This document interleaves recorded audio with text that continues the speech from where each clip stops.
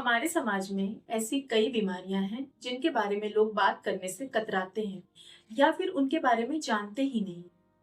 नमस्कार, मेरा नाम है सुमैया और आज हम बात करेंगे ऐसी ही एक बीमारी के बारे में जिसका नाम है हंटिंगटन डिजीज। कल्पना कीजिए एक ऐसी स्थिति की जहां इंसान का अपने ही शरीर पर नियंत्रण खत्म होने लगे, जहां उसकी याददाश्त, उसका व्यक्तित्व धीरे धीरे बदलने लगे। ये सुनने में किसी डरावनी फिल्म जैसा लगता है, लेकिन दुनिया भर में लाखों परिवार के लिए यह एक हकीकत है। आज हम इस बीमारी को गहराई से समझेंगे, जानेंगे कि यह क्या है, क्यों होती है और कैसे एक परिवार इस चुनौतियों का सामना कर सकता है। हंटिंगटन रोग एक प्रोग्रेसिव ब्रेन डिसऑर्डर है। प्रोग्रेसिव का मतलब है ये समय के साथ बढ़ता जाता है। हमारे मस्तिष्क में कुछ खास हिस्से होते हैं जिन्हें बेसल गैंग्लिया कहा जाता है, जो हमारे शरीर की हलचल को नियंत्रित करते हैं। हंटिंगटन रोग में इस हिस्से की नसें धीरे धीरे मरने लगती हैं। इसे अक्सर तीन बीमारियों का मिश्रण कहा जाता है। पहला है अल्जाइमर, जिसमें याददाश्त खोने लगती है। दूसरा है पार्किंसन, जिसमें शरीर कांपता है। और तीसरा है एएलएस, जिसमें शरीर की मांसपेशियां कमजोर हो जाती हैं। जब ये तीनों एक साथ व्यक्ति को प्रभावित करती है तो उसे हंटिंगटन रोग कहते हैं। अब हम जानेंगे कि वे कौन से संकेत हैं जिनसे इस बीमारी की पहचान की जा सकती है। हंटिंगटन रोग का सबसे पहला और स्पष्ट प्रभाव शरीर की गतिविधियों पर पड़ता है। इसमें दो मुख्य प्रकार की समस्याएं देखी जा सकती हैं। पहला है कोरिया। यह इस बीमारी का सबसे खास लक्षण है। इसमें शरीर के हाथ, पैर, चेहरे की मांसपेशियां अपने आप हिलने लगती है। ये झटके अनैच्छिक होते हैं, यानी व्यक्ति इन्हें अपनी मर्जी से रोक नहीं सकता।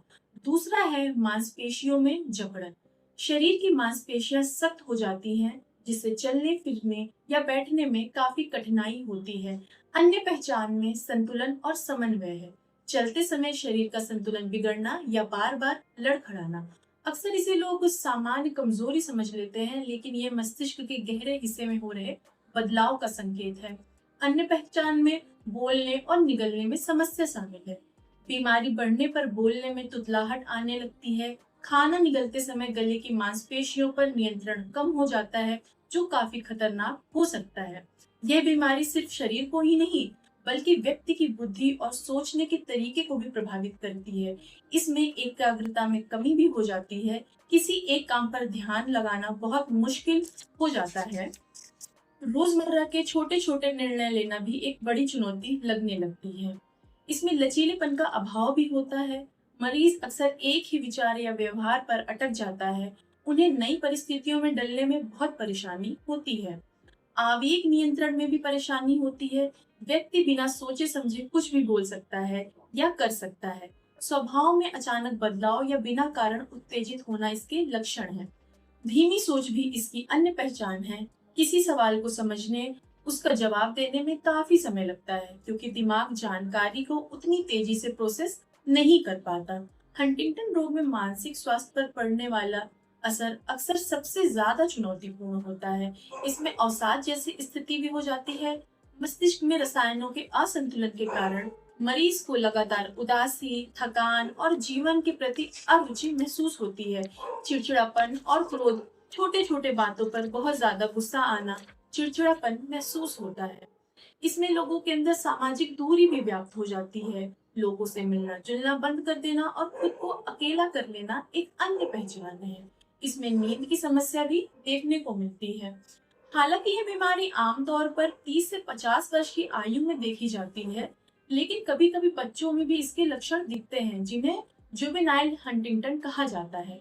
बच्चों के लिए इसके लक्षण थोड़े अलग हैं, जैसे स्कूल के प्रदर्शन में अचानक गिरावट, चलते समय पैरों का बहुत ज्यादा अकड़ जाना, दौरा पड़ना इत्यादि। हमें यहाँ वास्तविकता को समझना होगा। वर्तमान में हंटिंगटन रोग का कोई ऐसा इलाज उपलब्ध नहीं है जो इसे पूरी तरह से जड़ से खत्म कर सके, लेकिन आधुनिक चिकित्सा पद्धति ने इसके लक्षण के प्रबंधन में अद्भुत सफलता हासिल की है, जिससे रोगी का जीवन काफी हद तक आसान बनाया जा सकता है।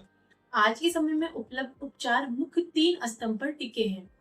पहला है दवाइयाँ। टेट्राबेनाजिन जैसी दवाइयाँ मस्तिष्क में डोपामाइन के स्तर को नियंत्रित कर अनियंत्रित शारीरिक हलचल को कम करती हैं।